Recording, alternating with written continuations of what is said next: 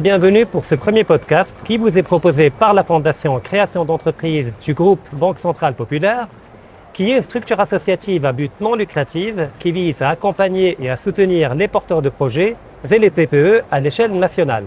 Alors aujourd'hui, on vous parle directement d'Agadir du salon Aliotis, qui est consacré aux industries de la pêche et de la mer, et nous allons parler de la thématique des TPE, des défis, des enjeux et des problématiques qu'elles rencontrent dans le secteur. Et on a le plaisir d'accueillir comme invitée Madame Lamia Snaghi.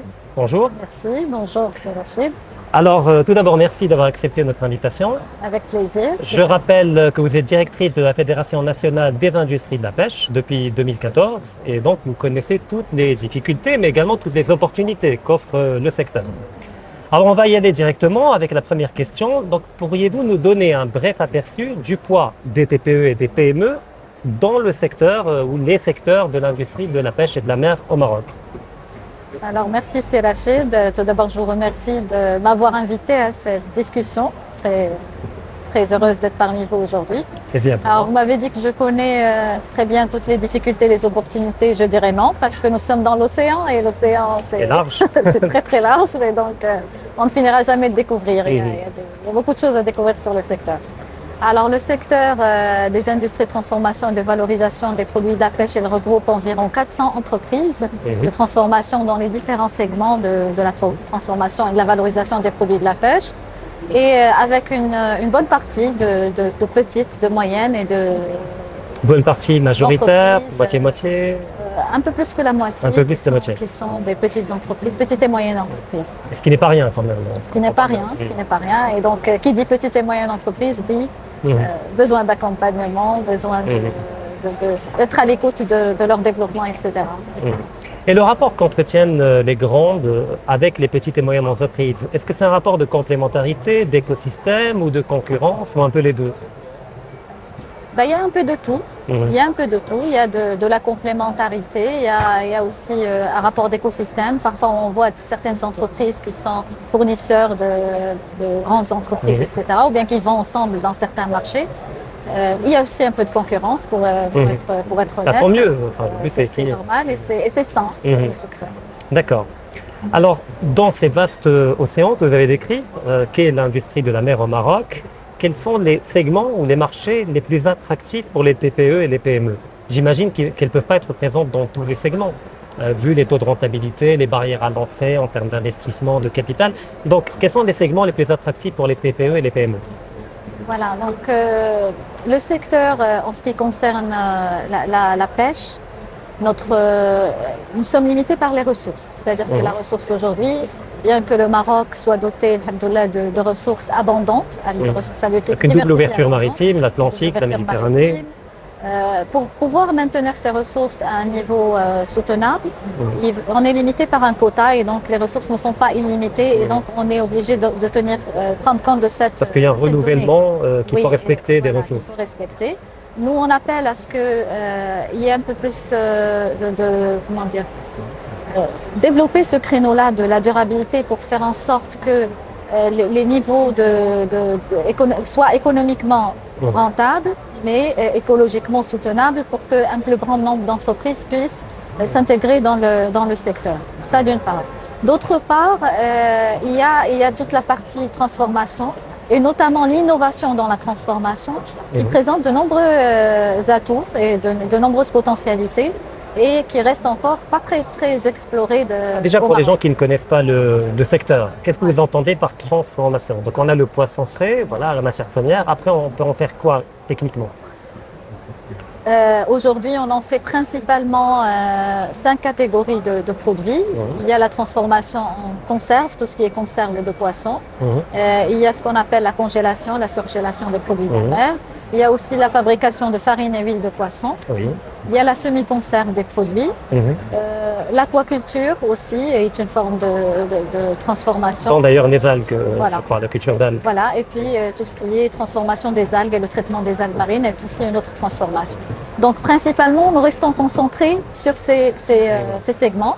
Mais il y a d'innombrables segments qu'on peut développer à partir de notre propre ressource, qui est aujourd'hui mieux exploitée par certains marchés à l'export, qui exportent nos produits, par exemple, nos huiles de poisson pour en faire de l'oméga 3, des compléments alimentaires. Oui. On exporte notre farine de poisson à des marchés qui en font de l'aliment pour poissons, donc qui arrivent à développer leur aquaculture et l'élevage, soit localement, soit qu'ils l'exportent. Donc il y a vraiment un manque à gagner pour le Maroc. Compléments alimentaires, également les cartilages de requins qui sont faits comme compléments alimentaires. Même dans la biotechnologie, dans tout ce qui est production de collagène, les hydrolysats, c'est des la cosmétique. fertilisants. Heureusement qu'il y a quelques entreprises qui commencent aujourd'hui à explorer ces créneaux-là. Donc là, les TPE et les PME peuvent pleinement intégrer ce marché de l'innovation à une petite échelle, orienté vers l'export et vers le marché local. Effectivement, tout à fait. D'accord. Et puis, il y a d'autres créneaux et d'autres secteurs qui sont complémentaires dans notre écosystème, à savoir tout ce qui est logistique, tout ce qui est distribution, tout ce qui est les chantiers navals. Donc le champ est assez vaste. Tout ce qui est analyse, laboratoire, certification. Donc c'est tout un écosystème qui implique différents secteurs qui doivent communiquer et collaborer. Tout à fait. D'accord. Alors maintenant, plus globalement, on va partir du général vers le particulier. Alors il y a eu le Covid, des secteurs ont été laminés, comme le tourisme, etc. Qu'en est-il des industries de la mer au Maroc? Quelle est la dynamique actuelle et y a-t-il eu un coup dur durant le Covid ou pas? Peut-être moins que d'autres secteurs. Quelle est la dynamique actuelle, globalement? Alors certainement, le Covid a impacté tout le monde. Juste heureusement pour le secteur, c'est un secteur qui contribue à la sécurité alimentaire. Oui. Donc il a joué ce rôle-là, que ce soit sur le plan national et même international. Oui. Cependant, il y a eu des perturbations logistiques, il y a eu des arrêts qui ont quand même impacté les entreprises du secteur avec la baisse du pouvoir d'achat et on n'est toujours pas sorti des répercussions économiques mondiales qui impactent de jour en jour tous les secteurs, y compris le secteur. Il y a les coûts de la logistique qui ont augmenté également.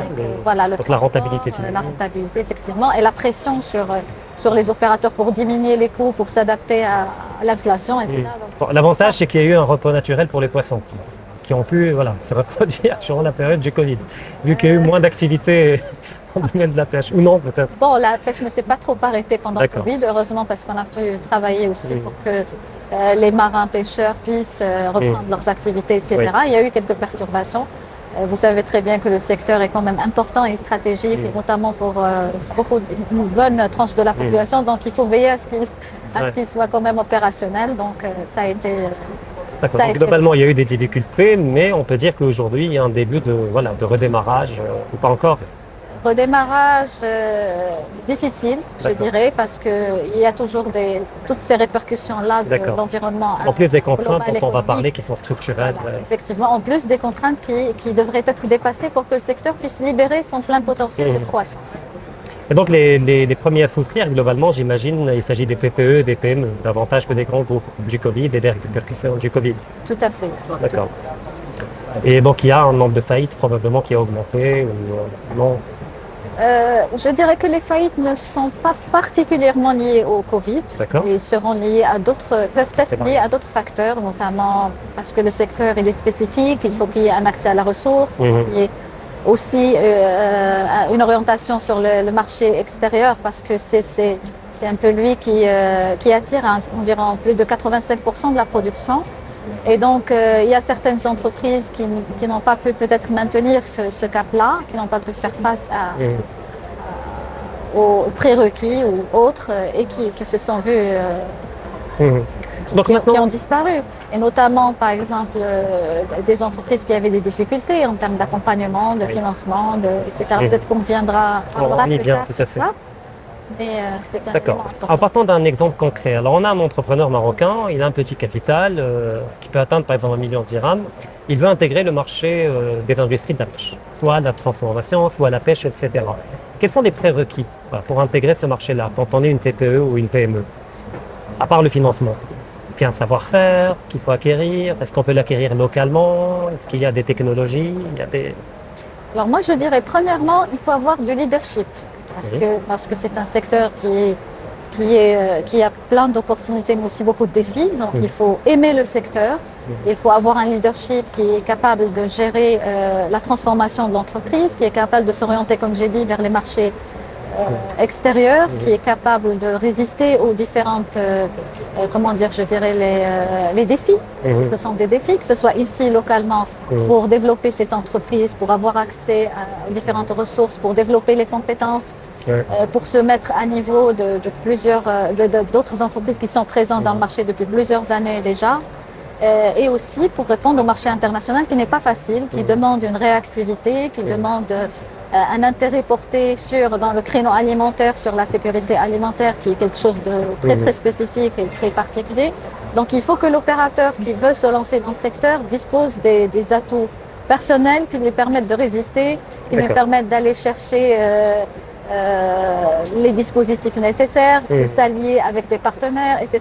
Et ça demande un énorme travail en amont. Voilà. C'est-à-dire avant d'y aller, il faut d'abord étudier le secteur, voir les parties prenantes avec qui on peut collaborer, les marchés potentiels, aller explorer ces marchés. Tout à fait. Et ajouter à ça un peu de passion.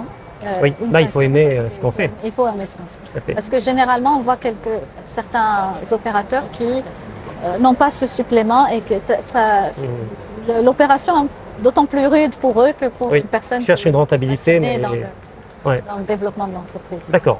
Donc globalement, pour récapituler, au début, vous avez parlé de la durabilité et de l'innovation qui s'inscrit dans un dialogue entre les secteurs de la pêche et des industries de la mer et la nature, c'est-à-dire l'environnement, la mer, le repos biologique, le renouvellement des ressources. Et il faut trouver un dialogue intelligent, une forme de juste milieu qui permet de la rentabilité et en même temps de permettre à la ressource de se renouveler et de perpétuer. Donc les PME et les TPE sont globalement assez bien positionnés pour entrer dans ce dialogue-là. Premièrement, parce qu'elles peuvent apporter des nouveautés, digitalisation, de nouvelles technologies, de la recherche, éventuellement de l'innovation. Et en même temps, leur volume de production n'est pas un volume extrêmement important qui va mettre en danger la ressource. Et vous avez ajouté également que l'export est un levier important pour les TPE et les PME. Et le dernier point, je récapitule pour passer à la prochaine étape. Vous avez dit qu'il faut aimer ce qu'on fait dans ce métier-là, dans ce domaine-là. Il faut être passionné, étudier, bien travailler avant, chercher les parties prenantes, etc. Maintenant, je reviens à mon entrepreneur de départ qui veut intégrer ce marché. Alors, par où il commence? Est-ce qu'il y a une structure? Alors, la fédération peut être nationale. Qui doit-il contacter pour être accompagné? En termes de savoir-faire, de mise en relation, que doit-il faire? Bien sûr, il peut contacter la fédération parce qu'on peut l'orienter, lui donner des informations sur le secteur. Actuellement, nous avons récemment lancé des études stratégiques pour toutes les branches de transformation des produits de la pêche. 3 sont déjà démarrés, donc ils nous apporteront pas mal d'informations sur le secteur, mais aussi les orientations stratégiques sur lesquelles on doit aller. Donc la fédération est certainement une bonne porte d'entrée qui est organisée en association et donc ça dépendra du secteur qui l'intéresse. Et donc nous pourrons lui apporter des informations, de l'accompagnement et l'orienter vers les autres structures parce qu'il aura besoin d'un agrément, il aura besoin de financement, on l'orientera vers la banque. Voilà, vers la banque. D'ailleurs, par rapport à cela, c'est-à-dire, imaginons qu'il voilà, il a une idée géniale, il a de l'ambition, il connaît, il aime le métier, il a besoin de financement. Donc, il ne peut pas aller voir la banque sans prérequis, sans savoir travailler sur son sujet. Est-ce que vous pouvez également l'accompagner en vue d'avoir un dossier solide à proposer à la banque? Oui, au fait, notre travail, il va s'orienter vers l'opérateur, mais aussi vers la banque. Parce qu'il faut que la banque aussi comprenne le secteur, qu'elle puisse adapter son offre pour mieux accompagner ces jeunes entrepreneurs qui vont se lancer dans un secteur pareil.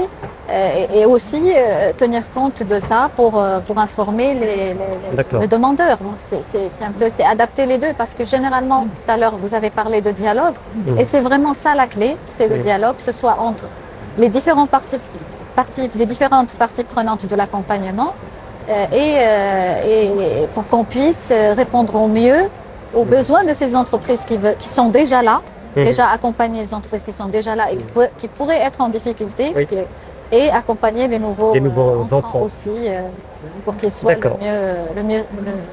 leur performance meilleure. J'ai une question qui porte autant sur le secteur globalement que sur les TPE et les PME. Pour les 10 prochaines années, quels sont selon vous les grands défis que devra mener le secteur? Pour les TPE, PME et pour le secteur globalement. Les grands challenges, les grands combats qu'il devra mener pour se développer, peut-être par rapport à l'export ou... Alors les challenges, je dirais, on a déjà parlé de deux. C'est la durabilité et l'innovation. Donc la durabilité, elle est majeure parce qu'il faut qu'on maintienne nos ressources. Il n'y a pas que les ressources, il y a aussi les performances des usines en termes de production propre, en termes d'empreinte carbone. On parle aujourd'hui de la décarbonation, donc c'est tout. Donc même le secteur, il veut également aller pour ce chemin-là. Il est obligé parce qu'il faut être aujourd'hui au niveau du monde entier. Le Covid nous a montré combien il faut qu'on soit prêt à être agile, à s'adapter au marché international, comme quoi le monde devient il faut se mettre à niveau des meilleures pratiques internationales. Et c'est déjà une orientation du secteur puisqu'il est orienté vers l'export, mais nous voulons aller un peu plus loin, améliorer la performance de l'entreprise, tenir compte de la gouvernance également. Tous les aspects pour que cette entreprise puisse réaliser une meilleure rentabilité. Parce qu'avec une meilleure rentabilité, elle pourra investir dans l'innovation, elle pourra accompagner de nouveaux enfants. Un cercle vertueux. C'est vraiment un cercle, comme vous dites. Et aussi l'accompagnement en termes de compétences. Parce que qui dit transformation d'avenir dit compétences. Parce qu'il reste quand même... savoir-faire, le savoir-faire, pouvoir développer, s'orienter vers ces nouvelles niches du futur. Et donc pour ça, on aura besoin de compétences. On aura besoin également d'accompagnement, c'est-à-dire aujourd'hui le secteur n'a pas encore un programme spécifique avec des actions qui sont adaptées. Donc on est généralement intégré dans d'autres. Donc les programmes publics offerts, c'est les programmes généraux, offerts à toutes les PME, TPE, peu importe le secteur. C'est déjà pas mal, mais on aimerait bien avoir effectivement des programmes plus ciblés, plus directs, qui prennent en compte les contraintes et spécificités du secteur. Effectivement. D'accord. Donc voilà, et puis il y a l'aspect coordination des différents acteurs, le dialogue doit être renforcé pour que tout le monde puisse s'intégrer dans cette dynamique de développement global du secteur. Reparlons rapidement de la durabilité. Est-ce que les fermes aquatiques, je crois qu'on les appelle comme ça, est une manière de préserver la ressource à l'état naturel? Puisqu'on ne touche pas, on ne pioche pas dans le stock naturel, mais on cultive une forme de ferme aquatique. Parce qu'on voit aujourd'hui sur le marché marocain, on peut voir des poissons d'élevage de plus en plus, des saumons, des dorades, etc. Est-ce que c'est une manière de s'inscrire dans la durabilité? Et est-ce que, là encore, les TPE, PME peuvent investir ce marché-là? Tout à fait. Les fermes aquatiques. Effectivement, vous avez soulevé un point très important. Effectivement, l'aquaculture, elle offre des opportunités très, très grandes et très intéressantes pour le secteur, et notamment en ce qui concerne la durabilité. D'ailleurs, je pense qu'elle est intégrée dans l'axe durabilité de la stratégie Aliotis. Mais il faudra en tenir compte. Je pense que le Maroc en tient déjà compte, mais renforcer les pratiques durables et faire en sorte que notre aquaculture se base sur des pratiques les meilleures pratiques internationales. Disons que nous avons longtemps compté sur les ressources naturelles, mais aujourd'hui qu'il va falloir développer cette aquaculture, mais sur les meilleures pratiques internationales. Parce qu'après, il y a différents éléments, il y a les antibiotiques qu'on apporte, il y a la nourriture qu'on donne aux poissons, donc il y a des pays qui peuvent tricher, etc., en jouant avec la santé des gens, mais dans le cas du Maroc, on préfère avoir quelque chose de qualité avec des labels, avec... Effectivement, tout à fait. Et au niveau de l'export, est-ce qu'il y a la prédominance d'un marché au détriment d'autres marchés pour l'industrie de la pêche? Je dirais Quel est le premier marché? Le premier marché, c'est l'Union européenne, parce qu'il présente de nombreux atouts pour nous, déjà la proximité géographique, etc. Suivi de l'Afrique. Et puis le mode de vie, c'est-à-dire ils mangent du poisson. Le mode de vie, bien sûr, c'est des consommateurs de poissons et ils apprécient le produit marocain, etc. Et on est déjà bien positionné sur ce marché-là. Bien sûr, il existe encore un gap à développer. On peut développer de nouveaux produits, monter en gamme, améliorer notre distribution sur le marché. La partie distribution n'est pas très explorée, mais elle est très importante pour que le Maroc puisse développer une agressivité commerciale et aussi faire en sorte de promouvoir un peu plus le produit marocain. Parce que pour le moment, parfois il est exporté sur des marchés, mais sans avoir l'étiquette marocaine, sans qu'il soit labellisé Made in Maroc. Donc il y a des efforts à faire sur ce plan-là. En termes de communication, de visibilité. De labellisation, de promotion, d'innovation, parce que parfois c'est un produit qui subit une deuxième transformation dans le pays et donc il perd. Donc peut-être l'un des défis, alors premièrement il y a améliorer qualitativement notre présence en Europe, mais il y a peut-être également le fait d'aller explorer d'autres marchés. Tout à fait. Grands consommateurs de poissons comme l'Asie. Comme l'Asie, comme l'Amérique du Nord, l'Amérique du Sud aussi, comme l'Afrique. Aujourd'hui nous sommes à la veille du démarrage de la zone de libre-échange africaine et ça serait très intéressant qu'on puisse profiter de ça, que le Maroc se positionne notamment pas seulement sur l'aspect export, mais aussi pourquoi pas faire venir de la matière première et la transformer au Maroc et réexporter sur d'autres marchés pour un peu équilibrer aussi les besoins des usines de transformation. Alors une dernière question, alors je sais que vous avez un devoir de neutralité, donc on ne va pas citer de nom, mais y a-t-il dans l'absolu des TPE ou des PME marocaines que l'on peut citer comme des cas exemplaires, comme des success stories, c'est-à-dire qui sont partis de zéro et qui aujourd'hui sont florissantes avec un volume d'export important et qui pourraient servir d'exemple? Est-ce qu'il y en a? Oui, il y en a. Il y en a dans tous les segments de transformation des produits de la pêche, des entreprises qui sont des fleurons, qui font la fierté du Maroc à l'international, qui se mettent à niveau des meilleures pratiques internationales. Nous sommes heureux de les avoir avec nous, mais on voudrait que toute l'industrie puisse suivre cette dynamique-là et encore plus parce que on ne finit pas de découvrir ce qu'on peut tirer de la mer et des produits de la mer en général, que ce soit des poissons ou même d'autres ressources.